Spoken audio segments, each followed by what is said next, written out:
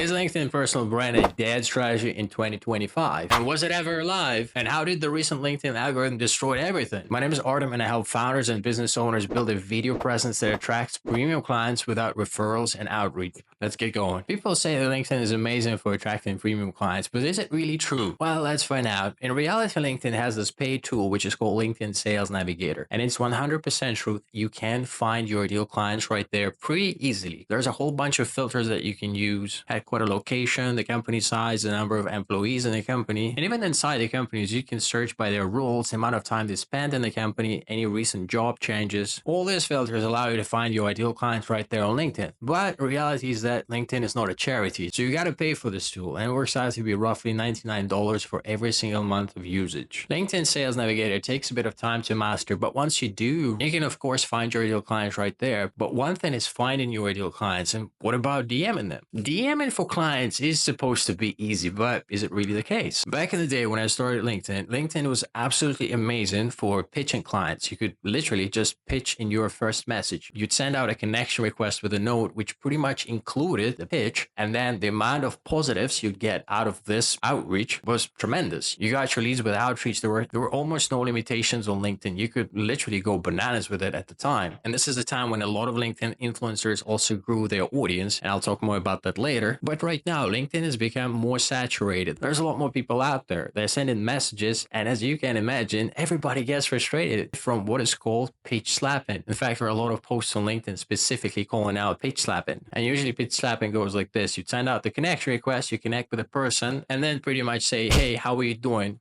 Buy my shit. As you can imagine, this doesn't exactly build your personal brand, nor does it build any goodwill with a client. The better alternative is to actually create some form of interaction with this person beforehand, before even reaching out to them with a specific ask. And that also takes time. But if DMing has become so tricky, what about content? What about this inbound side of LinkedIn? Content is what we expect to drive leads to our business, but does it really work on LinkedIn? I've already mentioned the algorithm change, but what exactly happened there? Up until recently, LinkedIn functioned as a proper social network. It meant that if you're getting more followers, your followers would then see your content first. But right now, LinkedIn has turned into something that Facebook and Instagram have become with time. This means that people that you're connected with are not necessarily going to see your content unless they're specifically interested, or if your content is good enough. So LinkedIn right now has turned into a TikTok, Instagram, and Facebook, where they suggest the content that you might be interested in regardless of who you're following. It's based entirely on user behavior and not on the follower count. And the truth is, a lot of people's posts on LinkedIn are not really that good. So them actually dancing in front of the camera just like they would on TikTok would get a lot more interaction. So if you're really looking to get business from LinkedIn, what really matters right now is your results, your social proof. Having proof of your achievements and your results will make or break your personal brand on LinkedIn. But does it mean that you have to found a rocket company? Truth be said, there is a lot of fake advice from people that just started business like a couple of months ago. They will create amazing infographics or silly posts sharing their insights and teachings. But what's happened right now, a lot of people are getting tired of this superficial advice, which is not based on any sort of achievement. So this is when you can go out there and shine if you have proven results. And don't get me wrong, there shouldn't be some crazy achievements on results. In fact, you can share your path of building a company in public, or you can just simply share the solutions to the problems you have already solved, no matter how big or small they are.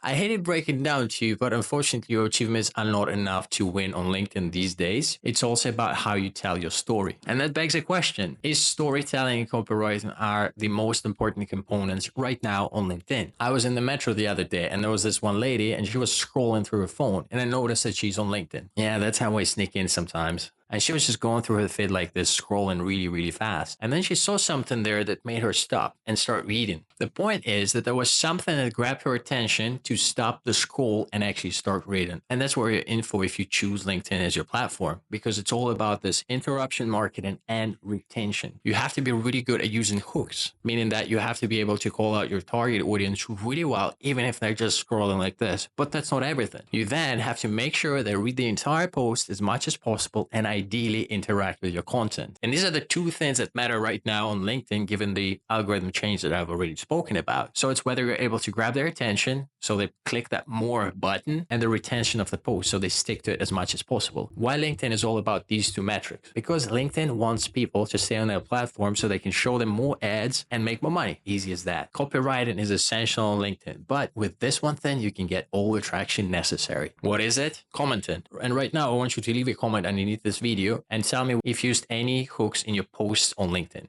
Let me know. Commenting is bread and butter of personal brand building on LinkedIn. Or is it? One of the sneaky strategies that very few people use on LinkedIn is going to their potential clients' posts and leaving thoughtful comments so then they can get noticed and start a conversation that way. This is a great strategy if you've got a proven track record and optimized LinkedIn profile. Once you leave a thoughtful comment, you then naturally connect with a person and continue the conversation instead of starting it from zero. Writing thoughtful comments also shows that you appreciate other people's work. So if you have genuinely something nice to say about what they've written about, or vice versa, if you've got a different opinion on a certain subject matter, that's a good opportunity to start this interaction. LinkedIn has also recently introduced this feature where it shows the amount of impressions your comments get. And oftentimes your comments can get a lot more impressions than your posts. And this happens once you leave your comments on popular accounts where other people can see those. Commenting on other people's posts also invites a form of reciprocity. And that's very useful because once you start getting comments from people whose posts you're commenting on previously,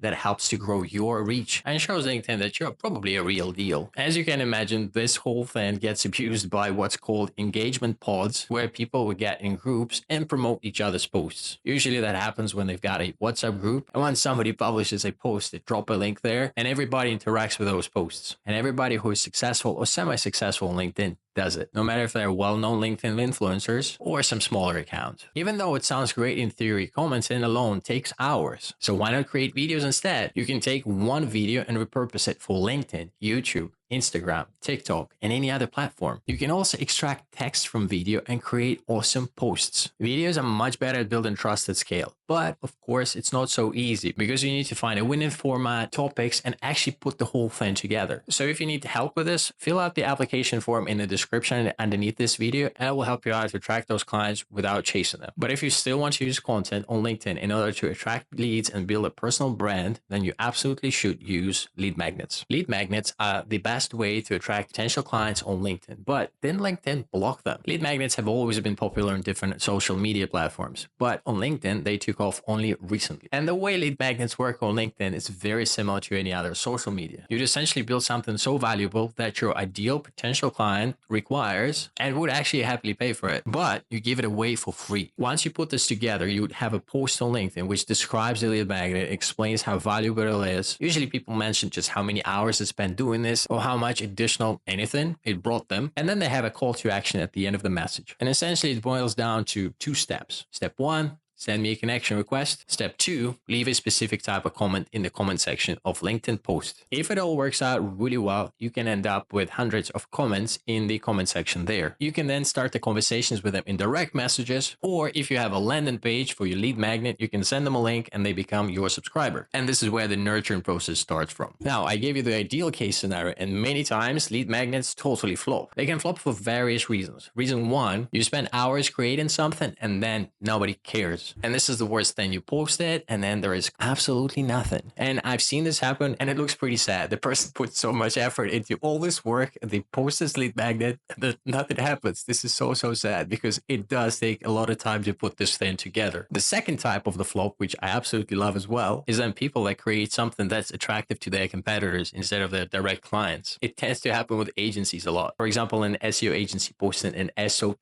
that they believe their clients might be interested in, only ending up attracting, well, you guessed it, other SEO agencies. And that's why creating lead magnets is not a foolproof strategy on LinkedIn. And then there is a high risk of investing a lot of time and energy into creating something only to end up with absolutely nothing. Because people ask to send them a connection request to receive the lead magnet, lead magnets actually grow LinkedIn followers. But our followers on LinkedIn actually matter Do they mean anything? As I told you right at the very start, LinkedIn followers used to mean a lot. The more followers you got, the more impressions you got, the more people share your content. It was absolutely amazing. But after the algorithm changed, LinkedIn doesn't matter how many followers have you got. Your reach and impressions depend entirely on how skillful you are at creating these hooks, retaining your audience, interacting with the rest of the community, leaving comments, potentially joining an engagement pod, being very consistent and showing up. And then maybe LinkedIn will show you some love, increasing your organic reach by maybe 10%. And once you compare followers on LinkedIn with followers or subscribers on YouTube, there's a big difference because on YouTube, you can do a lot of things with your subscribers. YouTube actually allows you to run inexpensive ads to your subscribers or create lookalike audiences based on your subscribers,